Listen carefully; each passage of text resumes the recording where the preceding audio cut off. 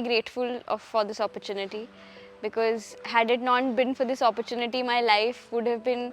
I was living in a bubble before this, to be very honest. I was living in a city. I had a very comfortable and privileged life, and I did not know what hardships really are. I had heard of them, but I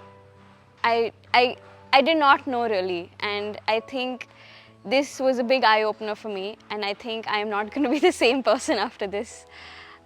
So yeah, I guess the fellowship really changed me, and I'm really grateful for it.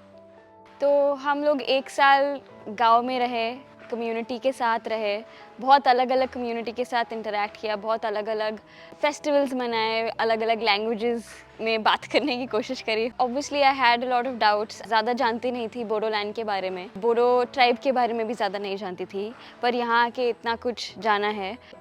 Now it's difficult to leave. ऐसा लग रहा है कि अब घर जैसा हो गया. It's like my second home now over here. I had some prejudices or biases before, and now I know that what I had thought वैसा कुछ नहीं है.